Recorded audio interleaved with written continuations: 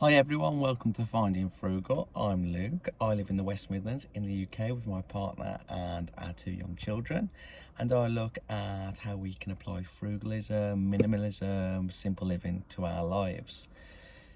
In this video, I am on a car park at Birmingham Airport and it's 6 a.m. I am flying out on business this morning to Dusseldorf in Germany. And I just wanted to do this video to show how airports really get you to spend, and how, as many of us do, book a 20, 30, 40 pound flight, think we've got a really good deal, and then by the time we do all the added on costs, actually that doesn't look so good, but you don't even realize because it's those small costs like meals, parking, fast track, anything and everything in between, which adds up very slightly. You still think you've got a really good deal, but you've still spent a lot of money with all those extras. So yeah, I'm going to take you to the airport to have a look at what those costs look like.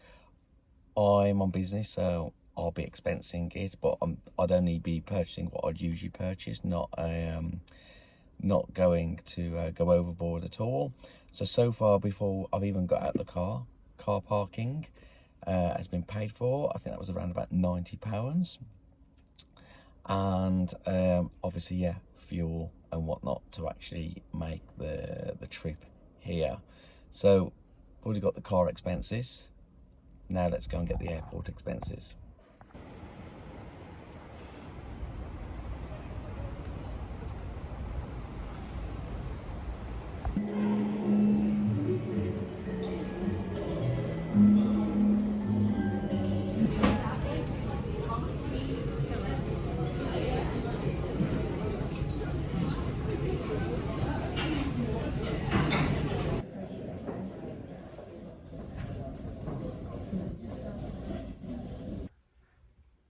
Hello from my hotel room in Dusseldorf. So I didn't do too much filming around the airport. I just didn't get a chance. I was running a little bit late by my own very punctual standards. But before I go to bed tonight, I just wanted to have a little reflect on some of the prices, go through them, and kind of tot it up and just show you how an airport takes your money. Okay, so I've looked through my receipts and I have calculated the cost of flying today. So forget about the airline ticket, that has been paid for in advance by my business. Today we are looking at the associated costs with taking that flight. So we started the day with, say, £5 on fuel, £90 to park up, £6 for fast track. Then I paid £5 for some travel insurance, £4 for a data plan so I could use my phone abroad.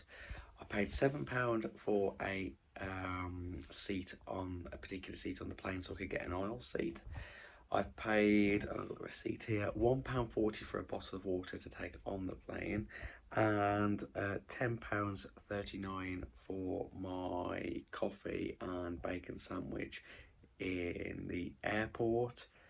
I don't think I've forgotten anything else, so it comes to, all in all, around about just short of £130. There's actually more costs yet to come for the return flight. So actually, once I landed here, it cost me €20 in a taxi to get to where I needed to get to, and already for my return flight, there's another £7 on a reserved seat on the plane, and then of course there'll be a little bit of a meal at the airport. I fly back at 7 p.m. tomorrow night, so I'll get to the airport for around about 4:30, 5, and have a little bit of dinner before I fly. So, you know, with those expenses, we'll quickly be getting, and probably enough taxi back to the airport, we'll probably be getting to very close to £200 all in, round trip, associated flight costs on top of the flight. I've never added the airport cost up before, and again, you know, you spend a bit. They know you're in a good mood. You're traveling generally. If you're going on holiday rather than business, you're traveling. You're in a good mood. You're willing to spend. You're on a high, so you never question it. You just do it on autopilot.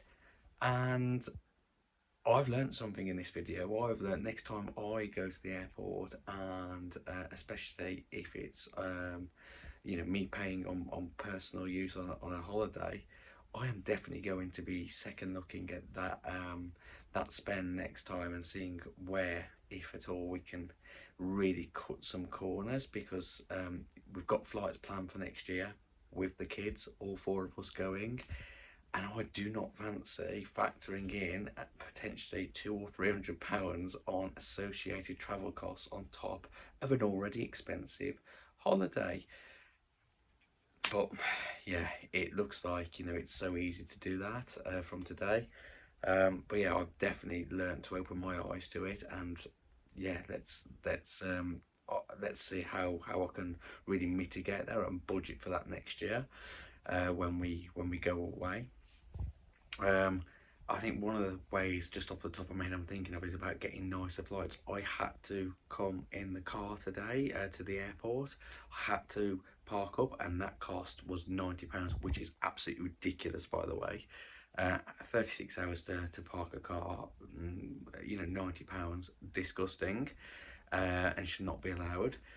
But that's the cost, and I had to pay it because the train times just did not work out. I would not have got to the airport early enough. And again, it's that kind of thing, isn't it? Public transport's not working for a 24-hour society. It's not, you know, so I'm having to get into the car. I'm having to, you know, use my car, pay for fuel, you know, contribute to climate change while I'm at it. I would have been very happy to have got on a train today to get to the airport, but just was not possible to work, unfortunately. But yeah, maybe in the future I would look at that when I book a flight up for personal use, to maybe take the slightly more expensive flight, you know, mid-morning or early morning, rather than the extreme first flight of the day, where you can't get that public transport. And again, it'd be interesting, you know, when you have that kind of combined cost viewpoint of slightly more expensive flight for being the second flight of the day, um, but you can take a £10 train, or you can have the cheaper early morning flight, but you've got to spend £90 in the car. Be interesting to compare those, but I'm definitely going to start thinking of ways like that. Definitely be comparing it and thinking of that fuller cost, that entire cost, all in cost, rather than just, oh, that's such a really good bargain flight, book it, booked, committed. Now I've got to start spending on cars, parking, and things at the airport, and reserve seating and baggage. Baggage I didn't do today, actually, and that's another one that can get you. But by that point, that's where they get you, right? You're committed. You've pressed the button. You've pressed purchase by that point. So now you've committed, and now you're in for £20 to Alicante on a 6 a.m. flight. Better start spending the rest of the money. How are you getting to the airport? What are you eating at the airport? Where are you sitting on that plane? You get travel insurance. How are you going to use your phone when you get to the other side? And all of those costs. And once they rope you in, that's then where your brain tricks you and makes you then have to really just go doubling down on everything without questioning it, because you've already paid that upfront cost. You have committed, and that commitment's a real psychological powerhouse for them, making you spend more and more and throw more and not even think about it. You know, I think you know you're doing it, but you don't think about it because that's all part of the cost. But it wasn't what you had in your head when you were, you know, really booking those flights a few weeks ago, and really thinking about how to save a few pounds on the flights. I'm a single person going on this flight today. If you were a family of four with a couple of kids, I can imagine those costs being a lot more. And you know, you've booked those flights, £20, £50 a flight, maybe, think it's a great deal. You add those costs, it's so expensive, so expensive. So Yeah, that's actually surprised me. I knew it would be a lot, so I had the idea for the video, and I knew it'd be quite a bit. But actually, adding all that up, oh my days, oh my days, things cost a lot of money, don't they? So make sure next time you go into the airport, you budget. You know what you want to spend money on, you budget for it, and don't get suckered in by that low cost ticket up front. That's not all inclusive, it's not fully costed. You are going to spend money before the airport, at the airport, on the plane, at the other side. So make sure it's budgeted because wow, costs really do spiral, don't they? Hope that was an insightful video for you guys. Hope you enjoyed it and found some value in it. Let me know what your kind of routine is at the airport. How do you save money, or do you splurge a bit at the airport and really enjoy that travelling? Leave a comment, give us a like, subscribe if you can. Always appreciate you watching, and as always, have an awesome day.